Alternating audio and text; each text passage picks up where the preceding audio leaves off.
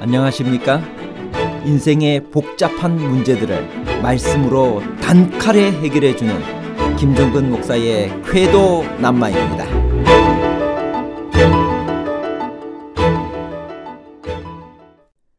열왕기상 14장 20절에 여로보암이 왕이 된 지 22년이라는 말은 그의 실제 통치 연수가 22년이라는 말인가요? 아니면 비즉위년 계산 방식에 의해 그의 실제 통치 연수는 21년이었나요? 22년과 21년에 관한 복잡한 문제를 하나님 말씀의 가르침으로 명쾌하게 해결해 드리겠습니다. 여로보암의 아들 아비야가 병들자 여로보암은 그의 아내를 어디에 있는 누구에게 보냈나요? 그 목적은 무엇이었나요? 열왕기상 14장 1절에서 5절에 있는 말씀입니다. 그때 여로보암의 아들 아비야가 병든지라 여로보암이 자기 아내에게 이르되 청하건대 일어나 변장하여 사람들이 그대가 여로보암의 아내임을 알지 못하게 하고 실로로 가라. 거기 선지자 아히야가 있나니 그는 이전에 내가 이 백성의 왕이 될 것을 내게 말한 사람이니라. 그대의 손에 떡 10개와 과자와 꿀 1병을 가지고 그에게로 가라. 그가 그대에게 이 아이가 어떻게 될지를 알게 하리라. 여로보암의 아내가 그대로 하여 일어나 실로로 가서 아히야의 집에 이르니 아히야는 나이가 많아 눈이 어두워 보지 못하더라. 여호와께서 아히야에게 이르시되 여로보암의 아내가 자기 아들이 병들었으므로 내게 물으러 오나니 너는 이러이러하게 대답하라.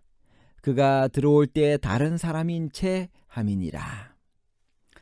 가나안을 정벌한 이후 여기에 법궤를 안치한 때로부터 블레셋의 언약궤를 빼앗기기까지 거의 300년 동안 실로는 예배의 중심지였습니다. 언약궤를 빼앗겼을 때 실로도 함께 망했을 것으로 생각됩니다. 하지만 그곳에는 실명한 노 선지자 아히야가 살고 있었는데 그는 여로보암이 왕이 될 것이라고 말한 바로 그 선지자였습니다. 실로는 세겜 남쪽 16km 지점으로 이스라엘의 영토에 있었습니다.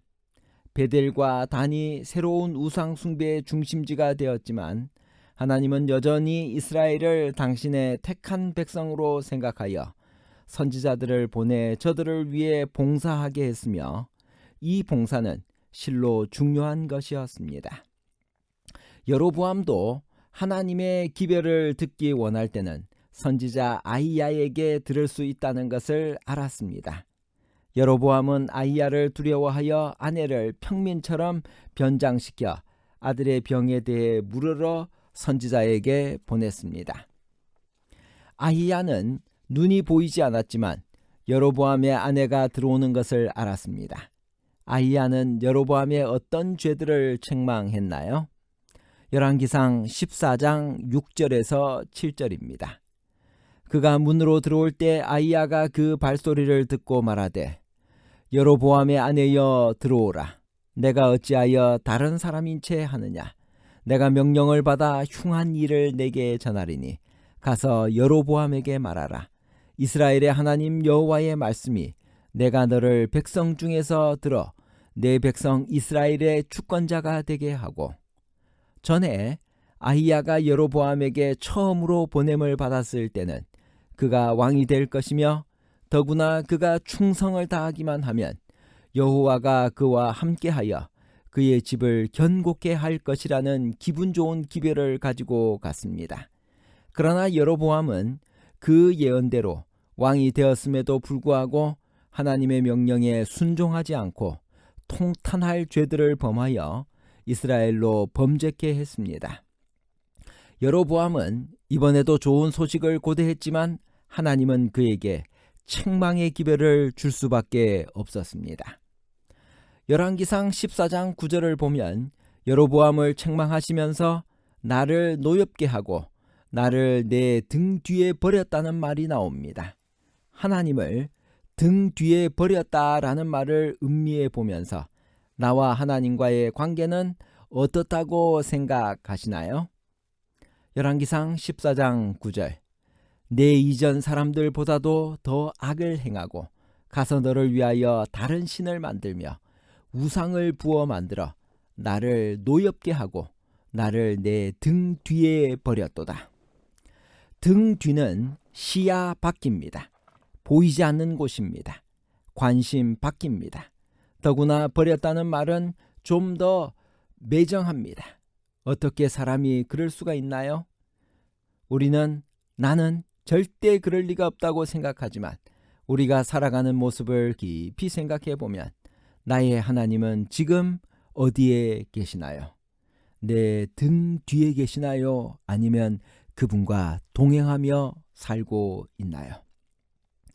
여로보암의 집에 닥칠 재앙들을 성경은 어떻게 말하고 있으며 언제 이루어졌나요? 열왕기상 14장 10절부터 있는 말씀입니다.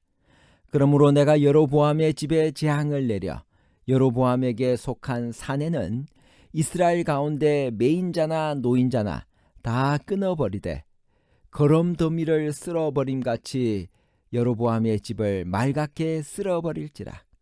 여로보암에게 속한 자가 성읍에서 죽은즉 개가 먹고 들에서 죽은즉 공중의 새가 먹으리니 이는 여호와께서 말씀하셨음이니라. 여로보암의 집에 속한 사내가 모두 죽임을 당하여 그의 가문이 멸절될 것이었습니다. 이 일은 바하사에 의해서 행해졌습니다. 여로보암에 속한 자가 죽은즉 개가 먹고 공중의 새가 먹으리라는 이 같은 끔찍한 심판은 추악한 죄를 범한 다른 사람에게도 선고되었습니다. 동방의 성읍에서 들깨들은 썩은 고기를 먹어 치우는 동물로 널리 알려져 있었고 매장되지 못한 시체를 먹는 경우도 흔히 있었습니다. 눈앞에 닥친 가장 큰 재앙은 아들의 죽음이었습니다.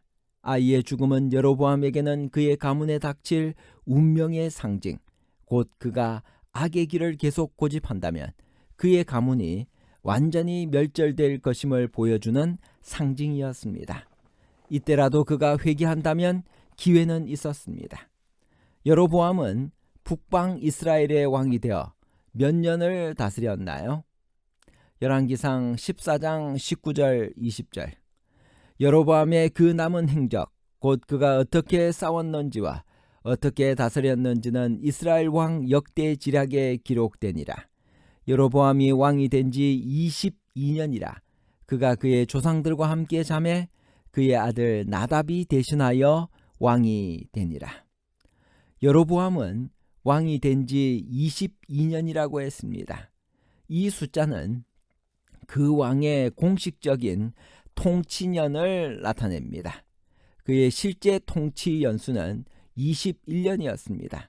당시에 이스라엘 왕들이 사용한 계산 방법에서는 어떤 왕이 보위에 오른 해의 자녀 부분이 통치 1년으로 칭해졌고 왕위에 오른 시점의 앞부분은 선왕의 통치 마지막 해로 잡았습니다. 이것을 무직위년 방식이라고 말합니다. 왕들의 통치년을 계산하는 방식에서 유다와 이스라엘은 서로 달랐습니다. 유다에서는 어떤 왕이 왕위에 오른 해를 통치 1년으로 잡지 않았습니다. 그의 공식적인 통치 1년은 즉위한 해의 다음 해 초부터 계산되었습니다. 이것을 즉위년 방식이라고 말합니다. 르호보암과 여로보암 사이에 항상 전쟁이 있었다고 했습니다. 하나님을 떠난 사람들 사이에는 항상 다툼이 있기 마련입니다. 우리가 배울 영적 교훈은 무엇일까요? 열왕기상 14장 30절. 르호보암과 여로보암 사이에 항상 전쟁이 있으니라. 이 전쟁에 관해서는 구체적인 기록이 남아있지는 않습니다. 이 같은 특별한 사항은 여기가 아니면 열왕기의 기록과 관련해서는 언급되지 않지만 흔히 어떤 왕의 통치에 관한 이야기를 끝맺음하는 진술에 주로 나타납니다. 결론입니다. 첫 번째, 열왕기상 14장 20절에 여로보암이 왕이 된 지 22년이라는 말은 그의 실제 통치 년수가 22년이라는 말이 아니라 비직위년 계산 방식에 의해 그의 실제 통치 연수는 21년이었습니다. 둘째, 르호보암 왕이 지은 죄에 대해 유다가 악을 행하였다고 진술되어 있습니다. 유다의 배도는 분명 솔로몬의 악한 본을 통해 뿌려진 죽음의 씨앗의 결실이었습니다. 나라의 청년들은 그의 우상 숭배의 영향 아래서 자랐습니다. 르호보암은 유약하고 우유부단하여 백성들이 악을 행할 때 주도적으로 그들을 제어하지 못했습니다. 셋째, 여로보암의 죄는 악을 행하고 우상을 숭배하고 하나님을 등 뒤에 버렸다는 것입니다. 감사합니다.